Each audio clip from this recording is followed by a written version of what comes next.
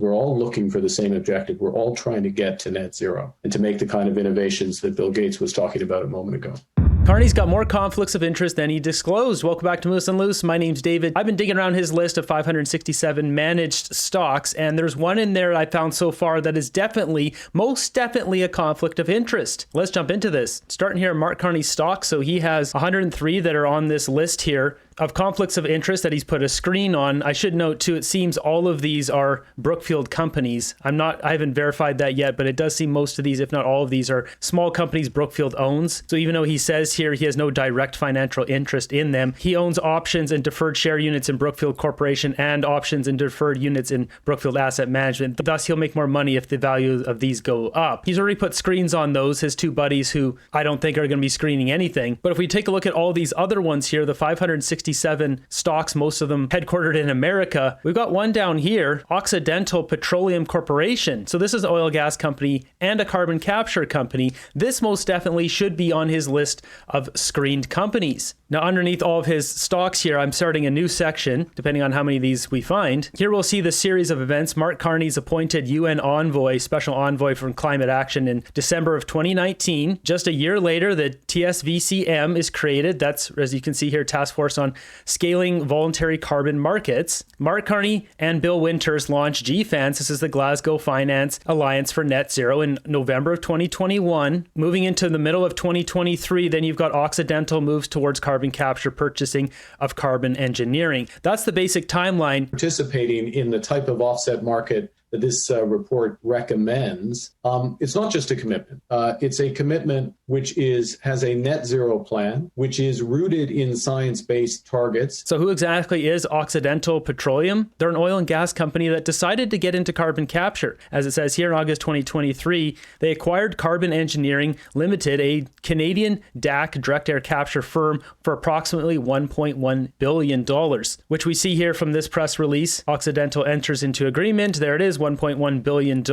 And you see there August 15th. Here's the actual facility. This is located in Squamish, BC. This is a Canadian company. So Occidental is an American company, a big oil company, but they're buying carbon capture companies like Carbon Engineering, this company here in Squamish, BC. This one here saying they're acquiring it for $1.48 billion. I'm not sure how that works, but the numbers seem to fluctuate until they finally complete these deals. Premiums down. Then I see these voluntary carbon markets and the acceleration of innovation through the marketplace as really coming together and giving us that chance of getting to zero. Carbon Engineering, Canadian-based energy company focusing on commercializing DAC, direct air capture technology that captures carbon dioxide directly from the atmosphere. So first off, it's important to note that Occidental, they're not involved with Brookfield. Brookfield doesn't own them. Brookfield doesn't have shares in them, but Mark Carney does. Mark Carney has shares right here. And even though this is his managed account, so he has a money manager who manages this, when he set this up, he could have said, put $100 million, put $10 million, put however many amount of dollars, a percentage in Occidental, in this company, in that company, and then he could have said spread the rest throughout tech companies and oil and gas and eco-green stuff, whatever he wants to do. Who knows how he set up this, but most definitely he could have said put $100 million in this company because I like this company. Now, why would he like this company? Is because he's directly involved with setting up the framework that this company uses through GFANS. This is the Glasgow Finance for Net Zero that Mark Carney set up with Bill Winters and this guy Alistair Grant to coordinate decarbonization efforts. Major players including big banks and investors are now more inclined to back industrial scale DAC projects, such as those led by 1.5 and Carbon Engineering, laying groundwork for the 2023 acquisition. So 1.5, I haven't talked about them. That's another company.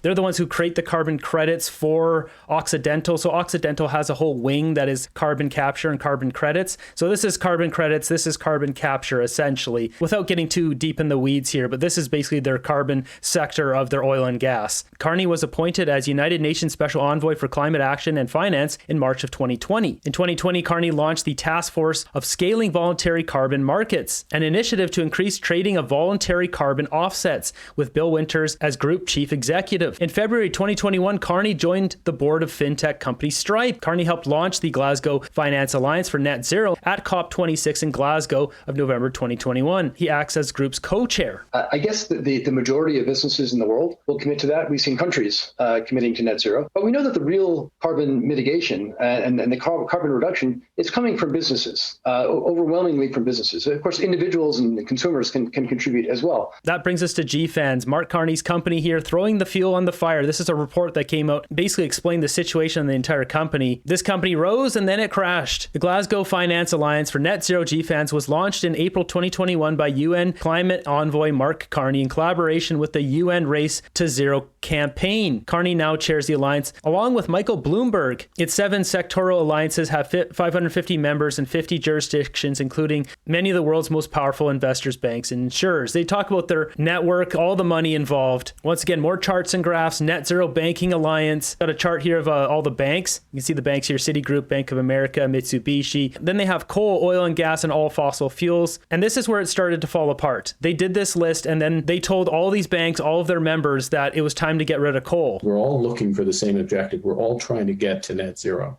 We need maximize our possibility of getting to net zero, our probability of getting to net zero.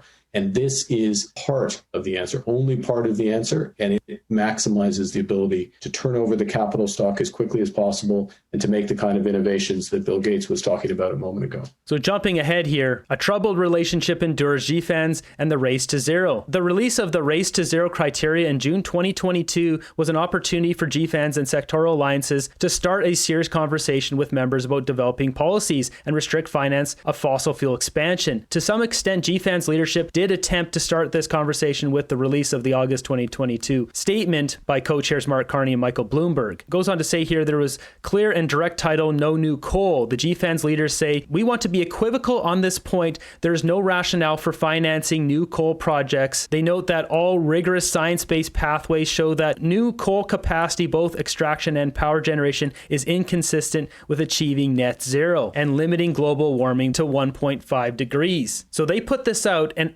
everyone started bailing. This carbon budget is very precious. On business as usual, we have less than a decade of a carbon budget to remain within 1.5 degree temperature increases. So it is a limited carbon budget. And in that context, really a voluntary carbon offset market does 4 things. The first, it's complementary to companies' efforts to reduce absolute emissions. They need to first reduce, then report, including net zero plans, and then only then look to offset. Unfortunately, the alliances and their members did not respond in a meaningful way to this statement. Indeed, soon after it was issued, reports started to appear in the media claiming that some major banks, in particular JP Morgan, Morgan Stanley, Bank of America, were threatening to leave NZBA. The reasons given were concerns over potential breaches of anti-competition laws. They felt blindsided. Mark Carney's GFANS blew up in his face. In September, the Race to Zero sought advice from competition lawyers and modified its language to address these antitrust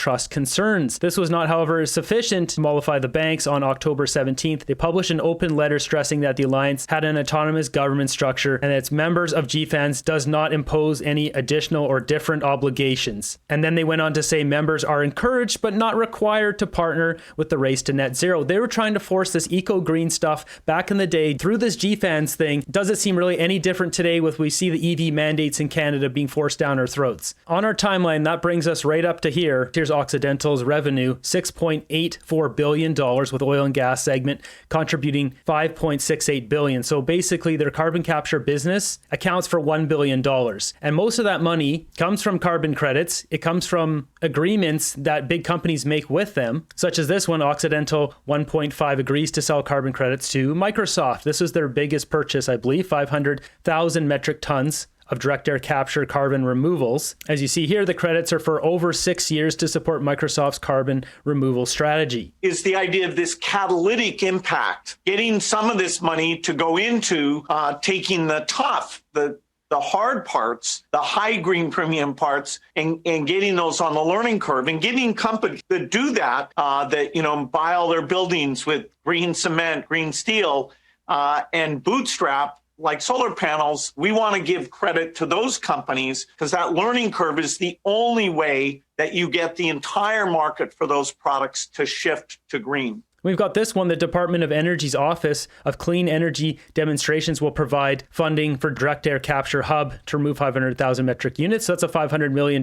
deal. This one's out of their Texas-based facility. They have the world's largest carbon capture facility in Texas. We've got JP Morgan signs 10-year DAC carbon removal deal with Occidental and 1.5. They're purchasing 50,000 metric tons of CO2 for 10 years. And here's the official release of that. We're excited to work with JP Morgan Chase and believe this agreement further demonstrates how leading organizations are integrating direct air capture credits into their portfolios. These guys are just pushing this nonsense on big companies, and these guys bought into it. This is all a big joke. We've got TD Bank, same thing, 27,500 carbon removal credits. They're committing to buy these for over 4 years. It says here, TD Securities became part of Rubicon Carbon's coalition of corporate sustainability lenders. Their goal is to help scale up carbon market and bring confidence and innovation across its segments. Now, I'm not really surprised that TD got in on this, considering you see these connections here with Mark Carney and TD Bank. You had Frank McKenna, the deputy chair of TD Bank, got sued for $3.1 billion over the settlement of money laundering with the street candy cartels during the McKenna tenure here. McKenna, as chair of Brookfield, brought in Mark Carney as vice chair of ESG. Mark Carney directly connected to TD Bank, so I'm not surprised at all that TD Bank was one of these people to jump on board the carbon credits. The good news is that a lot of companies are taking carbon into account as they make decisions. They have,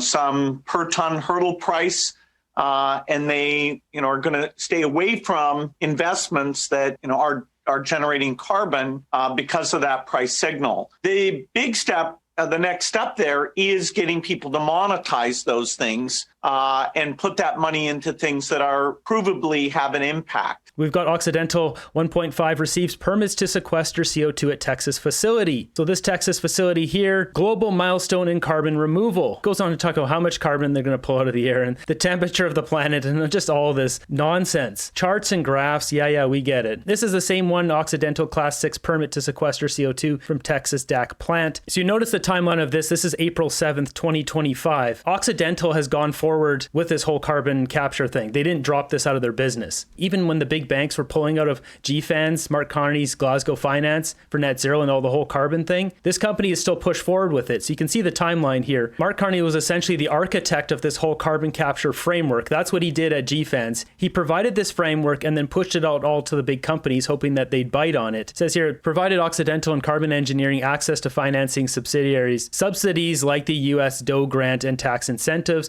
and corporate offtake agreements, outcomes made more feasible by transparent pricing and governance structures in voluntary compliance carbon markets. So what Mark Carney did at GFANS was essentially create a voluntary carbon market. And then now he's trying to slowly push this out as an involuntary carbon market. And that's exactly what we're seeing in Canada with the EV mandate next year, forcing Canadians to buy EVs for the sake of the planet, when really they're not doing all these other things like increasing LNG production for the planet, is an involuntary market at that point. This market is being driven, it's a voluntary market, but it's being driven by companies making these net zero commitments. Most of those companies, the vast majority of those companies, are in the G7. They will be looking for high quality, high integrity offsets, and most of those offsets will come from emerging and developing economies. So this is a potentially huge cross-border flow. Mark Carney creates GFANS in late 2021. Mid-2023, Occidental buys Carbon Engineering. And even till today, they still are increasing that carbon business. Occidental's 1.5 DAC strategy explicitly targets selling carbon credits to major emitters to help them hit net zero targets. These kind of carbon credits only gain traction if there is trust in the global market standards, which GFANS and TSVCM promote. As we saw earlier, Mark Carney being investigated for antitrust laws, forcing policies which essentially blew up his whole GFANS program there, his company. Large institutions are willing to buy or finance carbon removals, which GFANS members are encouraged to do. The financial visibility of DAC, especially pre-revenue, depends on investor confidence and predictable carbon pricing, both of which GFANS advocates for. Mark Carney set up this system, pushed it out to all his big buddies, the banks, all of that. They started to bite on it.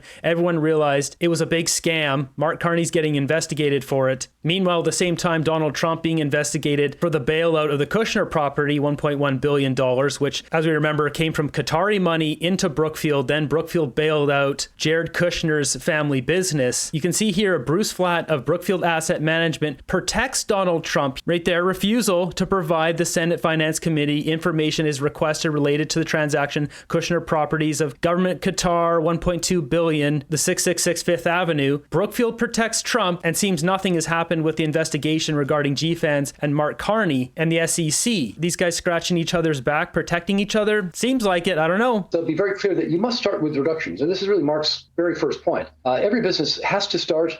And the bulk of the migration to net zero is going to have to be improving our own carbon intensity, reducing our own emissions. That's recommendation number one in our task force, and not something that we spend a lot of time on. Reduction has to be first and foremost. Jumping back to this year, we've got April 7th, 2025, Occidental secures this Texas facility. This is the largest one in the world. World's largest direct air capture facility begins operating in Elkhart County, Texas. So they're not getting away from this. This company likes their carbon capture business. They're increasing their profits from it. We have articles like this coming out saying carbon removal is the next big fossil fuel boom, oil company says. Well, this oil company's talking about is Occidental Petroleum. It says here it acquired the startup Carbon Engineering, a pioneer in the development of technologies that filter CO2 out of the air, back in 2023. This article here, Occidental's big buy may change course of $150 billion market. DAC market could be worth $150 billion by 2050, according to BNEF. Oxy has ambitious targets to grow its DAC business. It has announced plans to build 100 plants by 2035. Does this sound like a company that Mark Carney would be invested in? It sure does, because yeah, he is invested in this company. How much, we don't know. Mark Carney should be forced to sell all of these stocks if he wants to be prime minister. All of them, out the door. Occidental's billion-dollar carbon credit plan takes shape. Occidental announced plans to invest $1 billion in Stratos, the first large-scale direct air capture plant in Texas Permian Basin. Let me turn to you, Bill Winters. I've been around the voluntary carbon markets for probably 30 years. And at various points got very excited about the prospect of this market really taking off. But as Mark and Annette both said,